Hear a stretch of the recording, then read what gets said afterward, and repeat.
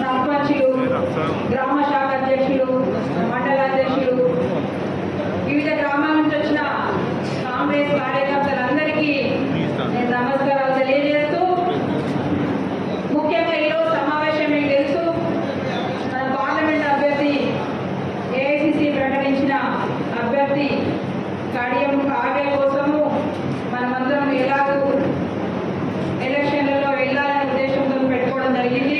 అదేవిధంగా కొత్తగా వచ్చిన బీఆర్ఎస్ నుంచి వచ్చిన పార్టీ నాయకులు మరి పాత కాంగ్రెస్ నాయకుల కలయిక కూడా ఉంటే బాగుంటుందని ఉద్దేశంతో మేము పెట్టుకోవడం జరిగింది. ఇప్పటి వరకు 5 మండలాల్లో ప్రోగ్రామ్స్ అయిపోయినది. ఇక్కడ ఈ 2 మండలాలు పెట్టినాం. చాలా మంది అనుకున్నారు కడియం శ్రీహరి కాంగ్రెస్ లో రాగానే కాంగ్రెస్ బగ్గుమని 2 విధాలు అవుతాయి, 3 గ్రూపులు అయితే అనుకున్నారు. చాలా మంది ఎదురు చూశాను ఇక స్టేషన్ నెంబర్ న్యూస్ లో వస్తుందని చెప్పేసి. కానీ వర్గాల కోసం కాదు, ఘర్షణల కోసం కాదు, కానీ కాంగ్రెస్ మరి స్టేషన్ కనుకూరులో అభివృద్ధి కావాలనే ఉద్దేశంతో నేనే మా కార్యకర్తలందరినీ, ముఖ్య కార్యకర్తలందరినీ పిలుచుకొని శ్రీహరి గారు మన పార్టీలోకి వస్తున్నారు కాబట్టి మీరు ఎక్కడ కూడా ఘర్షణ జరగకుండా మరి ఓపికతో నుండి సహనం పాటిస్తే మన స్టేషన్ కనుకూరు నియోజకవర్గము అభివృద్ధికి నోచుకుంటుందని చెప్పడం జరిగింది. అది విని మరి మా కార్యకర్తలు ఎక్కడ కూడా, కాంగ్రెస్ కార్యకర్తలు ఎక్కడ కూడా ఎలాంటి సోషల్ మీడియాలో కూడా ఎలాంటి వార్తలు పెట్టొద్దని చెప్పాను. ఏ మీటింగ్ లో కూడా డిస్టర్బ్ చేయొద్దని చెప్పాను.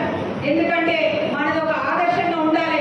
ఇతర పార్టీ నుంచి ఎవరు వచ్చినా మనం చేర్చుకుంటాము, ఆ ఓపిక మనకు ఉందని చెప్పేసి మనం నిరూపించుకోవాలని మా కార్యకర్తలకు నేను చెప్పడం జరిగింది. నిజంగా 7 మీటింగ్లు కూడా చాలా చక్కగా జరిగి ఎక్కడ కూడా ఇంత డిస్టర్బెన్స్ లేకుండా జరిగింది. దాన్ని బట్టి మీ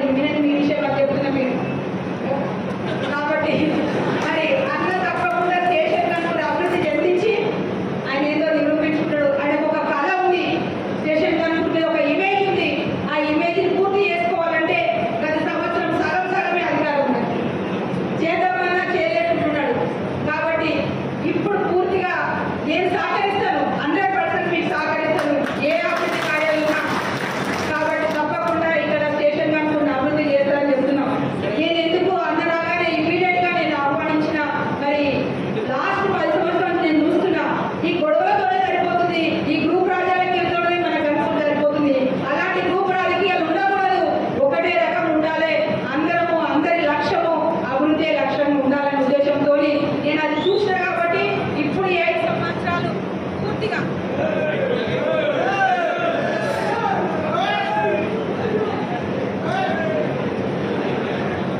అన్నతో ఉండి నేను తప్పకుండా సహకరిస్తాను.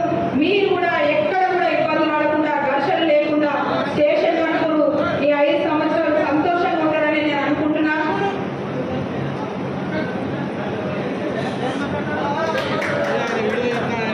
రేపు ఎలక్షన్ చాలా దగ్గర ఉన్నది. మరి అన్న నేను ఇద్దరు పోటీ పడ్డం ఓట్లు కూడా తిరిగి పార్లమెంట్లో మేము చూపించాలి. ఇద్దరం వచ్చినాక కూడా మరి అవమానం కాబట్టి తప్పకుండా అదే విధంగా కష్టపడి మీరు మరి కావేరి గారికి మెజార్టీ ఇవ్వాల.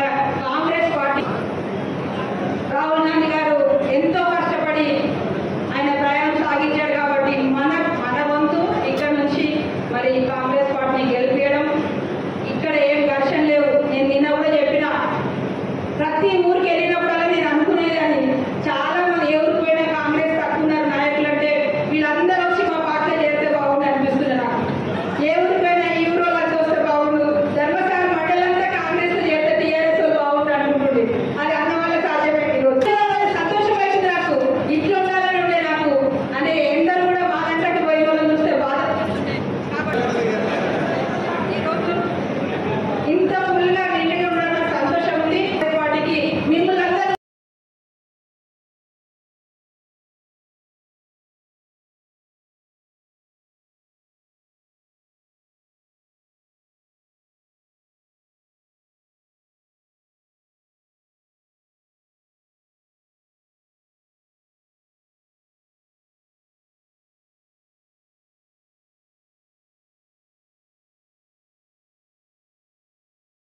స్టేషన్ గన్పూర్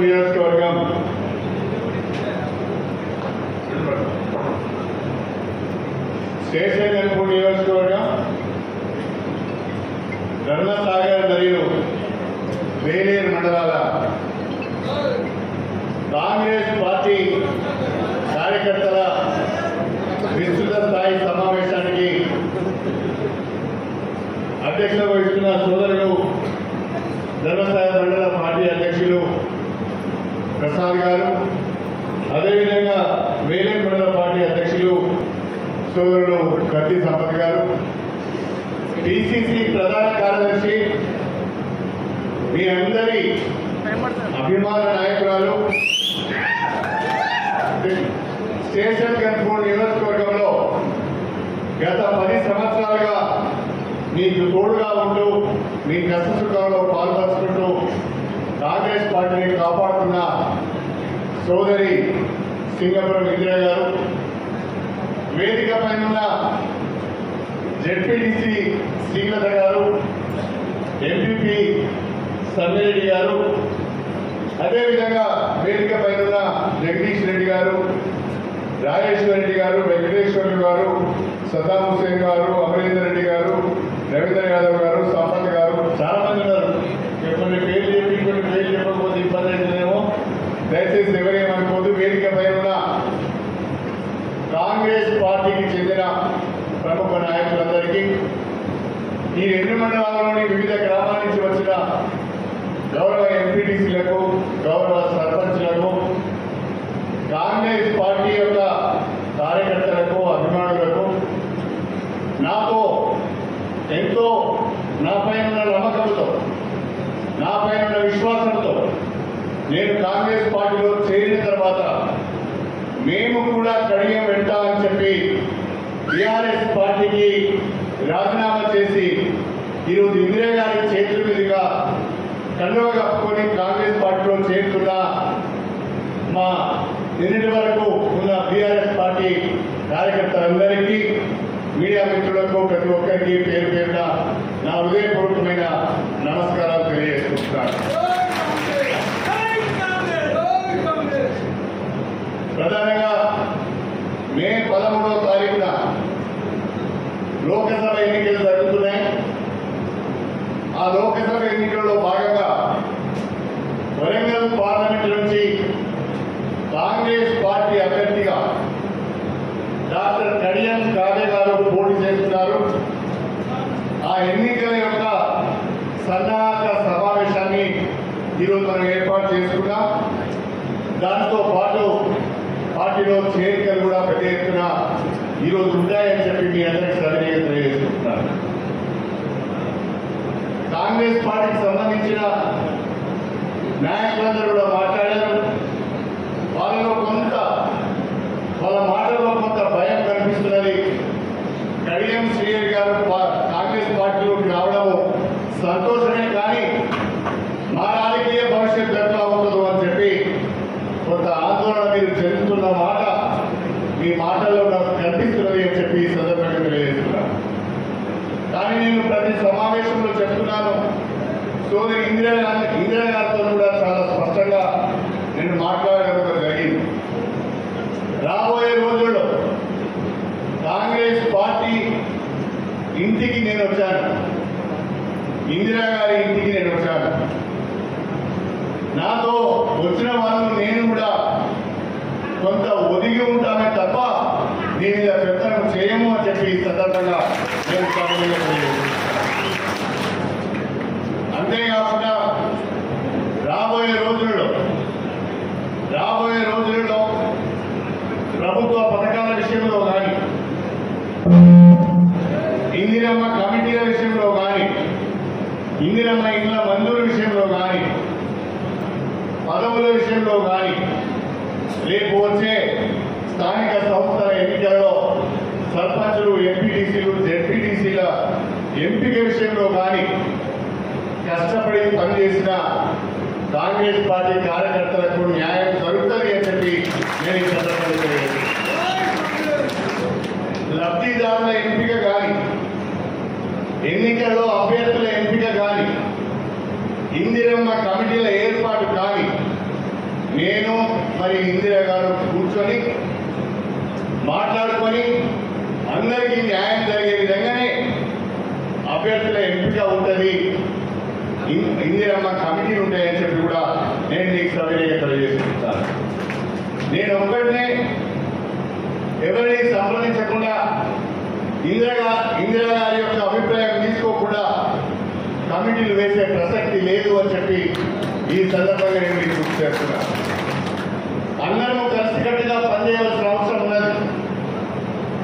నా ప్రయత్నం అంతా ఇంతకుముందు ఇందిరా గారు ఒక మాట చెప్పారు, స్టేషన్ గన్పూర్ నియోజకవర్గంలో అనేక గ్రూప్ తగాదాల వల్ల అభివృద్ధి అనేది సరిగా జరగలేదు, ఆ గ్రూప్ తగాదాలు ఉండొద్దని, కనీసం అభివృద్ధి అనేది జరగాలని ఎక్కడ ఘర్షణ లేకుండా నేను తోడ్పాటు అందిస్తున్నానని చెప్పారు.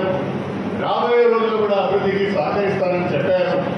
తప్పకుండా అన్నా చెల్లెల లెక్క కలిసి ఉండి, అన్నా చెల్లెలు అంటే గతంలో ఉన్న అన్న లెక్క కాదు, చెల్లె భూమిని గుంజుకుంటూ నేను మాట్లాడతా, అన్న చెల్లెల లెక్క ఉండి తప్పకుండా చెల్లెను గౌరవిస్తూ మీ అందరినీ కూడా గౌరవించే ప్రయత్నం నేను చేస్తాను. మొన్నటికి మొన్న ఇందిరా గారికి ప్రభుత్వంలో సముచితమైన స్థానం కల్పించాలని వారిని తీసుకొని నేను స్వయంగా ముఖ్యమంత్రి గారి దగ్గరికి వెళ్ళాను. రేవంత్ రెడ్డి గారితో మాట్లాడడం జరిగింది. కష్టపడి పార్టీని కాపాడుతున్నారు, మహిళ అయ్యుండి సొంత డబ్బులు పెట్టుకొని నియోజకవర్గంలో పార్టీని కాపాడుకుంటున్నారు, వారికి మనం గౌరవం కల్పించాలని చెప్పాను. నాకు పరిపూర్ణమైన విశ్వాసం ఉన్నది, వచ్చే 3-4 నెలల్లో ప్రభుత్వంలో ఇందిరా గారికి సముచితమైన గౌరవం లభిస్తుంది అని చెప్పి సందర్భంగా ఎవరికి కూడా ఏ రకమైన అనుమానం ఉండవలసిన అవసరం లేదు. నేను ముఖ్యమంత్రి రేవంత్ రెడ్డి గారు గతంలో ఒకటే పార్టీలో పనిచేశాం, దాదాపు 15 సంవత్సరాలు కలిసి ఉన్నాం.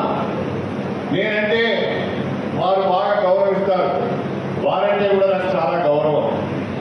మా మధ్య ఉన్న స్నేహంతోనే వారు నన్ను కాంగ్రెస్ పార్టీలోకి రమ్మని ఆహ్వానించారు. అన్నా, మీరు ఆ పార్టీలో ఉండి ఏం చేస్తారు, మీరు కాంగ్రెస్ పార్టీలోకి వస్తే మీకు గౌరవం ఉంటుంది, మీ నియోజకవర్గానికి అభివృద్ధి చేసుకోవడానికి నేను అన్ని రకాలుగా సహకరిస్తానని చెప్పి రేవంత్ రెడ్డి గారు చెప్పిన మీదట ఈ నియోజకవర్గ అభివృద్ధిని దృష్టిలో పెట్టుకొని గత 10 సంవత్సరాలుగా అధికారంలో ఉండి కూడా పట్టించుకోని పరిస్థితులలో నష్టపోయిన పరిస్థితులు కూడా గమనించి రేవంత్ రెడ్డి గారి సహకారంతో ఇందిరా గారి భాగస్వామ్యంతో ఈ నియోజకవర్గంలో బ్రహ్మాండమైన అభివృద్ధి కార్యక్రమాలు చేయాలనే ఆలోచనతోనే నేను కాంగ్రెస్ పార్టీలోకి రావడం జరిగింది అని చెప్పి నేను ఈ సందర్భంగా గుర్తు చేస్తున్నాను. ఎన్నికల సందర్భంగా మొన్న జరిగిన అసెంబ్లీ ఎన్నికల సందర్భంగా గ్రామాలలో తిరుగుతున్నప్పుడు ఎన్నికల ప్రచారంలో పాల్గొన్నప్పుడు నేను గ్రామాలలో అనేక హామీలు ఇచ్చాను. నన్ను ఎమ్మెల్యేగా గెలిపిస్తే బ్రహ్మాండంగా అభివృద్ధి చేసి చూపిస్తానని చెప్పాను. నేనైతే గెలిచాను కానీ ప్రతిపక్షంలో కూర్చోవలసి వచ్చింది. ఏమీ చేయలేని పరిస్థితి వచ్చింది. ఇవన్నీ గమనించే ప్రజలకు ఇచ్చిన హామీలను నిలబెట్టుకోవాలి, నియోజకవర్గాన్ని అభివృద్ధి చేయాలనే ఆలోచనతోనే నేను పార్టీ మారడం జరిగింది తప్ప వేరే ఆలోచన నాకేమీ లేదు అని చెప్పి ఈ సందర్భంగా తెలియజేస్తున్నాను. దయచేసి మీరందరూ కూడా ఆలోచించాలి. మన నియోజకవర్గంలో ఏం జరిగిందో మీ అందరికీ కూడా తెలియంది కాదు. మన నియోజకవర్గంలో గతంలో ఉన్న నాయకుల యొక్క పనితీరు కూడా మీకు తెలియంది కాదు. నేను కాంగ్రెస్ పార్టీలోకి మారిన తర్వాత నా మీద తీవ్రమైన విమర్శలు చేస్తున్నారు, నా మీద తీవ్రమైన దాడి జరుగుతున్నది. కానీ నేను ఒక్క మాట మా ఇందిరా గారు మా చెల్లె ఏమనుకోకపోతే నేను ఒక్క మాట చెప్పాలని అనుకుంటున్నాను. సభ్యత లేని వాళ్ళు, సంస్కారం లేని వాళ్ళు, కాస్తంత కూడా సిగ్గు లేని వాళ్ళు నువ్వు కాంగ్రెస్ పార్టీలోకి వస్తానంటే చెల్లె ఈ దుర్మార్గుడు మా పార్టీలోకి వద్దని అడ్డుకున్న మాట వాస్తవం కాదా అని నేను అడుగుతున్నాను. అదే కడియం శ్రీహరి పార్టీలోకి వస్తానంటే నేను నా బిడ్డ ఇంటికి వెళ్ళి కలిస్తే నిండు మనసుతో మమ్మల్ని స్వాగతం పలికింది ఇందిరా గారి. దీన్ని బట్టి అర్థమవుతున్నారు సిగ్గులేని మాటలు ఎందుకు మాట్లాడుతున్నారని మనం అర్థం చేసుకోవాల్సిన అవసరం ఉన్నది. అన్ని పార్టీలు తిరిగినాం, ఢిల్లీ రంగా పోయినాం, హైదరాబాద్ రంగా పోయినాం, కలిసిన ప్రతి వారికి కాదు పడుతున్నాం. కానీ ఎవరు కూడా దగ్గరికి రానియలే, ఎవరు కూడా దగ్గరికి రానియలే. నువ్వు వద్దురా, నీ చరిత్ర మంచిగా లేదు, నువ్వు చరిత్రహీనుడివి, నువ్వు నీచుడివి, నువ్వు దుర్మార్గుడివి, నువ్వు చివరికి దళిత బిడ్డలనే దళిత బంధు ద్వారా వందలాది మంది దగ్గర కోట్ల రూపాయలు తీసుకొని వాళ్ళని అప్పుల పాలేసిన దుర్మార్గుడు నువ్వు వద్దురా అని చెప్పి మెడలు బట్టి గెంటేసే పరిస్థితి వచ్చింది. ఇవాళ వారు మాట్లాడుతున్నారు, వారు చాలా మాట్లాడుతున్నారు సిగ్గు లేకుండా. కానీ నేను ఆ స్థాయికి దిగదారి మాట్లాడదలుచుకోవాలని చెప్పి నేను మీకు శ్రవణీయంగా తెలియజేస్తున్నాను. ఏ మొక్క పెట్టుకొని మళ్ళా కేసీఆర్ దగ్గరికి పోయాను. కేసీఆర్ వీడు పరమ చండాలుడు, వీడు పరమ దుర్మార్గుడు, వీడు రాజకీయాల్లోకి పనికిరాడు, శ్రీహరి గారు మీరే పోటీ చేయాలని చెప్పి నీకు టికెట్ ఇవ్వలేదు కదా, నేను ఉప ముఖ్యమంత్రి పదవి నుంచి తీసేసింది కదా, నీకు అన్ని రకాల అవమానాలు జరిగేది నువ్వే చెప్పుకున్నావు కదా, బయటికి వచ్చి బీఆర్ఎస్ పార్టీకి రాజీనామా చేసి కాంగ్రెస్ పార్టీలోకి పోతానని చెప్పుకున్నావు కదా, అలా ఇప్పుడు నీకు సిగ్గు లేదు, తీసుకున్నది కూడా సిగ్గు లేదు. ఎక్కడ నువ్వు ఆ పార్టీలోకి పోయావో నాకు అర్థం కావాలని చెప్పి సందర్భంగా చూశాను. ఇక ప్రెస్ మీట్ చెప్పి రోజు నిలుపుకుంటూ పిచ్చిగా మాట్లాడుతున్నాడు. ఆయన మాటలు పట్టించుకోవాల్సిన అవసరం లేదని చెప్పి ఈ సందర్భంగా గుర్తు చేస్తున్నాను. ప్రభుత్వాన్ని అడ్డం పెట్టుకొని నియోజకవర్గంలో విపరీతమైన అవినీతి అక్రమాలకు పాల్పడి నువ్వు చెడ్డ పేరు తెచ్చుకోవడమే కాకుండా మాదిగ జాతికి దళిత జాతికి కూడా చెడ్డ పేరు తెచ్చిన దుర్మార్గుడిని నువ్వు అని చెప్పి సందర్భంగా తెలియదు. మాదిగ జాతికి దళిత జాతికి ఒక అవకాశం వస్తే గడియం చేయడం యొక్క నిజాలుగా ఉండాలి తప్ప తలవంతుగా చెప్పి సందర్భంగా తప్పు చేయలేదు.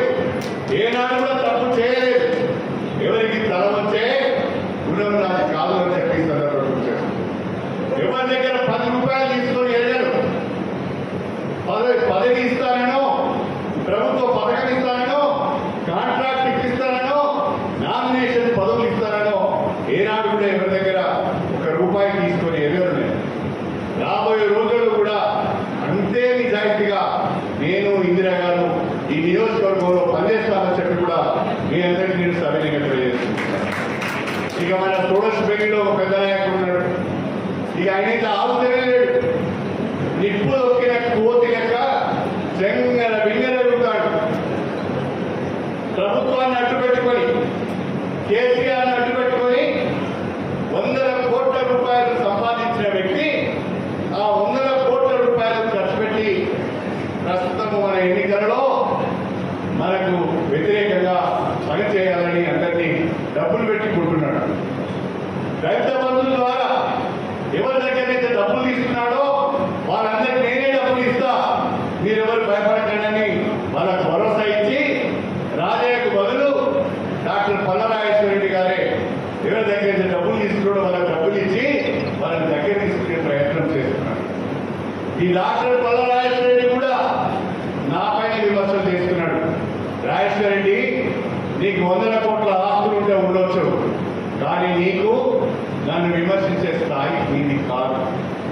నన్ను విమర్శించే స్థాయి నీకు లేదు. నువ్వు ఎంత అవినీతి పడినావో బీఆర్ఎస్ పార్టీని అడ్డం పెట్టుకొని 100 కోట్ల రూపాయలు ఏ రకంగా సంపాదించినావో నాకు తెలుసు.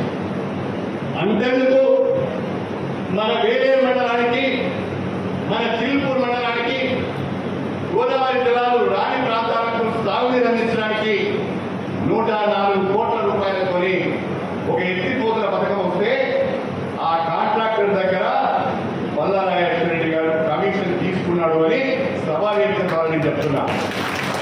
రాజేశ్వర రెడ్డి, నీకు ధైర్యం ఉంటే చెప్పు. నువ్వు తీసుకోలేదు అని, నువ్వు తీసుకున్నట్టుగా నేను నిరూపించడానికి సిద్ధంగా ఉన్నాను. నీ శాసనసభ్యత్వానికి రాజీనామా చేస్తావా అని అడుగుతున్నాను. అదే ఎత్తిపోతల పథకంలో నేను 1 రూపాయి తీసుకున్నట్టుగా నువ్వు నిరూపిస్తే నేను ఇక్కడే రాజీనామా చేసిపోతానని చెప్పి పల్లారాజేశ్వర రెడ్డి గారికి సవాల్ విసురుతున్నా. పిచ్చిగా మాట్లాడదు. నీ బ్రతుకు నాకు తెలుసు, నీ దుర్మార్గం నాకు తెలుసు, నీ అవినీతి నాకు తెలుసు.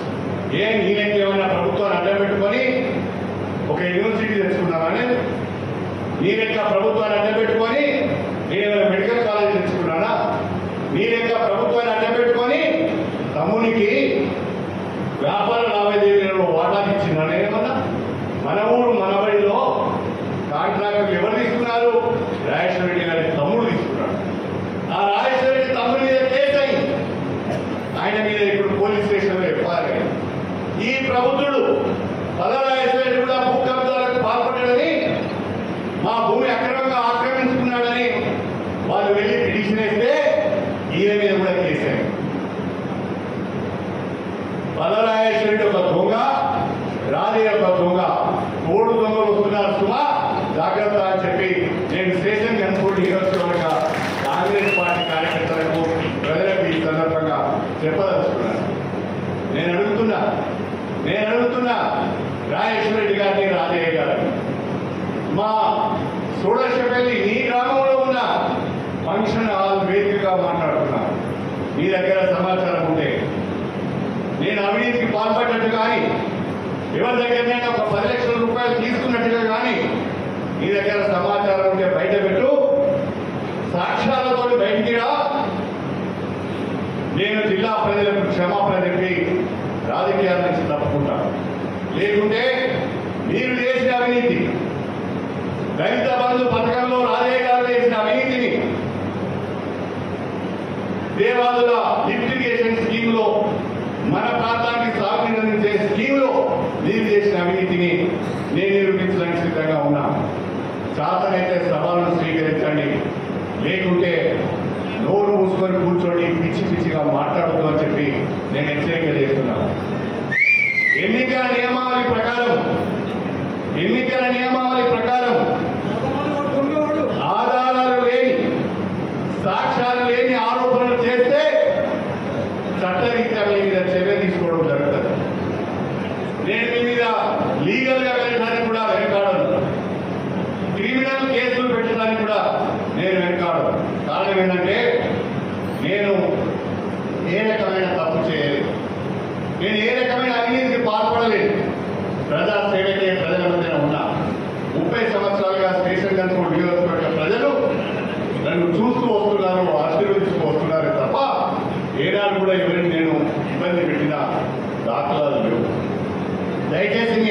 కోరుతున్నా, దయచేసి మీ అందరినీ కోరుతున్నా, ఈరోజు కాంగ్రెస్ పార్టీ నా చేరికతో స్టేషన్ టెంపుల్లో బలోపేతం అయిందని నిరూపించాలంటే ఎన్నికలలో మన అభ్యర్థికి ఓట్ల శాతం పెరగాలి. నాకు 1,01,000 ఓట్లు వచ్చినాయి, ఇందిరా గారికి 94,000 ఓట్లు వచ్చినాయి. మొత్తంగా కలిపి 1,95,000 ఓట్లు మా ఇద్దరికి వచ్చినాయి. మరి ఆ 1,95,000 ఓట్లు ఏ రకంగా మన కాంగ్రెస్ పార్టీ అభ్యర్థి డాక్టర్ కడియం కావ్య గారికి పడే విధంగా చూస్తామో దయచేసి మీరందరూ కూడా గ్రామ స్థాయిలో ఆలోచించాలి. చిన్న చిన్న అభిప్రాయ భేదాలు ఉంటాయి, చిన్న చిన్న తగాదాలు ఉంటాయి. దయచేసి అవన్నీ కూడా మర్చిపోవాలి. అవన్నీ మర్చిపోయి 1-2 సార్లు గ్రామ స్థాయిలో బూత్ స్థాయిలో కూర్చొని వాటిని పరిష్కరించుకొని ఒక టీం లాగా మీరు పనిచేయాలని చెప్పి నేను ఈ సందర్భంగా కోరుతున్నాను. ఒక మాట చెప్పారు, మా ధర్మస్థల వెంకటరెడ్డి గారు ఒక మాట అన్నారు, శ్రీదేవి గారి దగ్గరికి పోతే ఎవరినో ఒక్కరిని తీసుకురమ్మని అన్నాడు అని. వెంకటరెడ్డి గారు మీరు నా దగ్గరికి మీ వ్యక్తిగత విషయం మీద 3 సార్లు 4 సార్లు వచ్చారు. అడుగుడు వెంకటరెడ్డి మీ వ్యక్తిగత విషయం మీద 3 సార్లు 4 సార్లు వచ్చారు. కానీ ఎవరిని అడగకుంటే వెంటనే నేను సిబికి మీ గురించి ఫోన్ చేసి మాట్లాడుతున్నాను. నువ్వు అందరంటే వాళ్ళు ఈ సంగతి చెప్తావా? నేను అట్లా చేసే వ్యక్తిని కాదు, నేను అట్లా మాట్లాడే వ్యక్తిని కాదు. కాకపోతే పని ఒత్తిడి ఉంటే కొంత ఆలస్యం అయితేనేమో తప్ప, అందరూ ఒకసారి వస్తుంది రాబోయే అంటేనేమో తప్ప మీ మీ మీ లీడరేది, మీ కథ ఏది, మీ వ్యవహారం ఏంటని నేను అట్లా మాట్లాడదు అని చెప్పి ఈ సందర్భంగా గుర్తు. కాకపోతే నాకు ఒక చెడ్డ గుణం ఉన్నది, అయితే అయితేదని చెప్తా, లేకపోతే కాదని చెప్తా. చూడు అంటారు, ఎక్కడైతే చూడు అంటారు. ఆ దురదృష్టం నాతో కాదు అని చెప్పి ఈ సందర్భంగా నేను మీ అందరూ సవినయంగా ఖచ్చితంగా అవుతుంది అంటే అవుతుంది, కాదంటే కాదు. తప్పుడు పనులు చేయాలి, దండాలు చేయాలి. అది దయచేసి మీరు అర్థం చేసుకోవాలి. మీ మంచి కొరకే చెప్తున్నా, నేను మీకు మంచి పేరు ఇవ్వడానికే చెప్తున్నా. ప్రభుత్వ పథకాలు పెద్ద ఎత్తున తెద్దాం, పేదలకు ఇద్దాం. నియోజకవర్గాన్ని పెద్ద ఎత్తున అభివృద్ధి చేస్తున్నాం, గ్రామాలలో ప్రజల్లో మన్ననలు పొందుతాం. రేపు ఎన్నికలలో కష్టపడే వాళ్ళకి అవకాశాలు ఇద్దాం, వాటిని బలోపేతం చేసుకుందాం తప్ప తప్పుడు పనులు మీరు చేసినా, నేను చేసినా, ఇంతగా చేసినా వాటికి నష్టం జరుగుతున్న విషయాన్ని మాత్రం దయచేసి మర్చిపోవద్దు అని చెప్పి నేను ఈ సందర్భంగా సవినీయంగా తెలియజేస్తున్నాను. దయచేసి ఈనాడు భారతీయ జనతా పార్టీ వస్తున్నది. భారతీయ జనతా పార్టీ దూకుడు తెచ్చింది. దేశంలో మళ్ళా నరేంద్ర మోడీ గారు 3వసారి ప్రధానమంత్రి అవుతారని వాళ్ళు కలలు కంటున్నారు. అది జరిగే ప్రసక్తి లేదు. కానీ మనం జాగ్రత్తగా ఉండాలి. ఎందుకంటే భారతీయ జనతా పార్టీ ఈ 10 ఏళ్ల పాలనలో ఏ ఒక్కరూ క్షేమంగా లేరు. దళితులు క్షేమంగా లేరు, ముస్లింస్ క్షేమంగా లేరు, క్రిస్టియన్స్ క్షేమంగా లేరు, బీసీలు క్షేమంగా లేరు, మహిళలకు భద్రత లేదు. ఏ ఒక్కరికి కూడా బడుగు బలహీన వర్గాలకు, పేద వర్గాలకు నరేంద్ర మోడీ ప్రభుత్వంలో భద్రత లేదు అని చెప్పి ఈ సందర్భంగా నేను గుర్తు చేస్తున్నాను. బీజేపీ పార్టీ వాళ్ళు ఒక మాట అంటున్నారు, మళ్ళీ బీజేపీ ప్రభుత్వం వస్తే రాజ్యాంగాన్ని మార్చుతాం, రిజర్వేషన్ ఎత్తివేస్తామని చెప్తున్నారు. రిజర్వేషన్ ఎత్తివేస్తే మన బ్రతుకులు ఏమైపోతాయో ఒక్కసారి మీరు ఆలోచించాలని చెప్పి నేను ఈ సందర్భంగా కోరుతున్నాను. ఒకవైపు కులాల మధ్యన చిచ్చుపెట్టి మత విద్వేషాలు రెచ్చగొట్టి భారతీయ జనతా పార్టీ రాజకీయ పబ్బం నడుపుకోవాలని ప్రయత్నం చేస్తుంటే మన రాహుల్ గాంధీ మాత్రం భారత్ జోడో యాత్ర, న్యాయయాత్ర చేస్తూ ఆయన ఒక మాట చాలా చక్కగా చెప్తున్నాడు, నఫరత్ కా బజార్ మే, నఫరత్ కా బజార్ మే మొహబ్బత్ కా దుకాన్ కోలేంగే.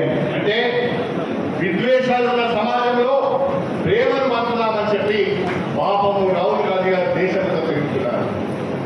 నరేంద్ర మోడీ గారేమో విద్వేషాలను రెచ్చగొట్టి రాజకీయం చేయాలనుకుంటే విద్వేషాలున్న చోట ప్రేమను పంచి రాజకీయం చేయాలని చెప్పి రాహుల్ గాంధీ అంటున్నాడు. అందుకనే కాంగ్రెస్ పార్టీని మనం కాపాడుకోవాల్సిన అవసరం ఉంది. నా వంతుగా కాంగ్రెస్ పార్టీని బలోపేతం చేయాలి, రాహుల్ గాంధీని బలోపేతం చేయాలి, బీజేపీ దూకుడును అడ్డుకోవాలని చెప్పి నేను కాంగ్రెస్ పార్టీలోకి రావడం జరిగిందని చెప్పి సందర్భంగా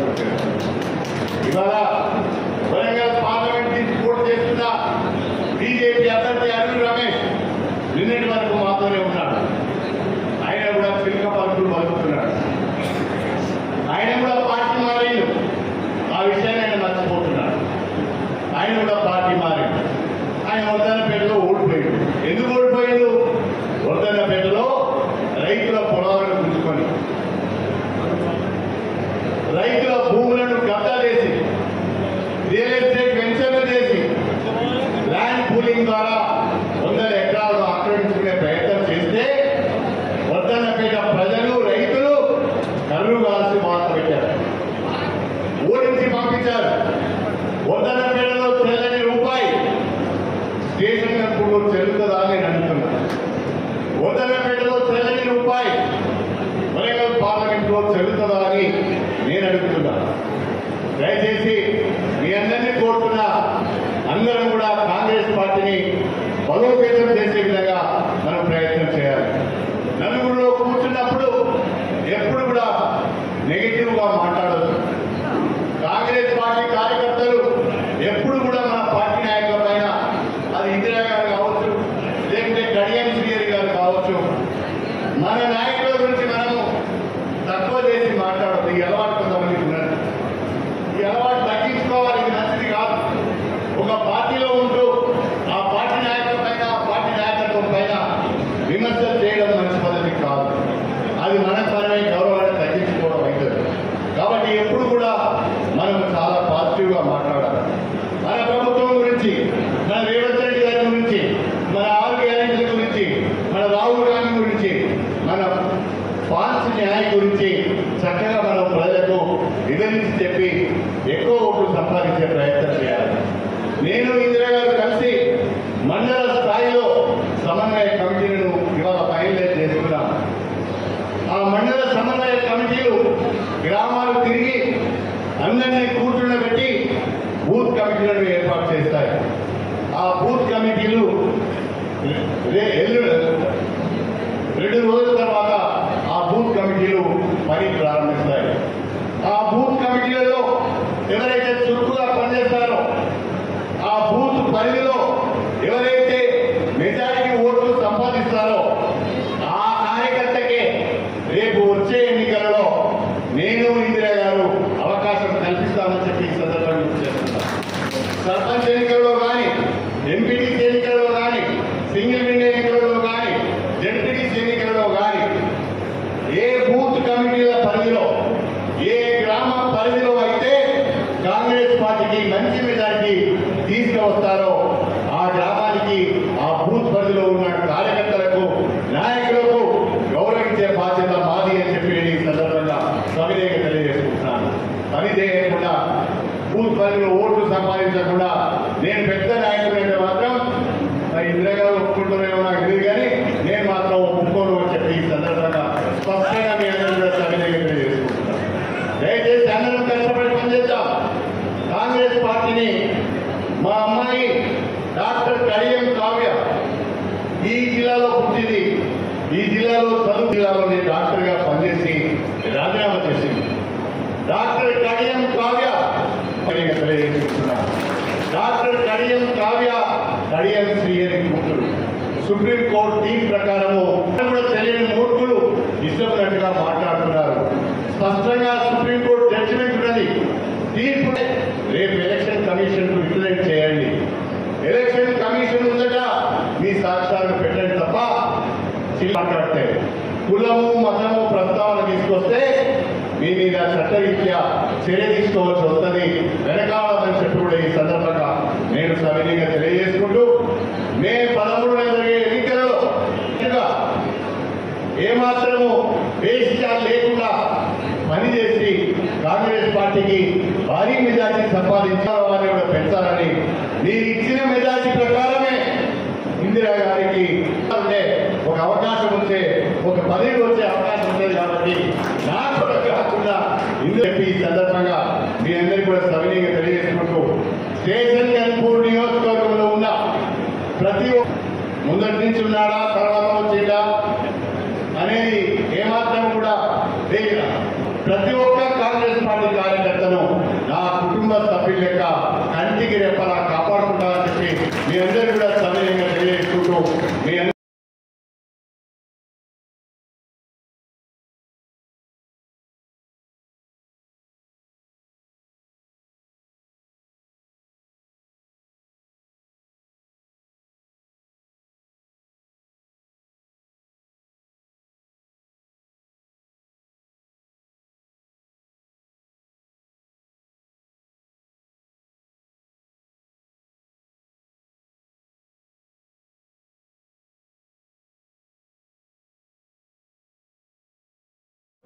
అందరూ చేతులు ఎత్తారు.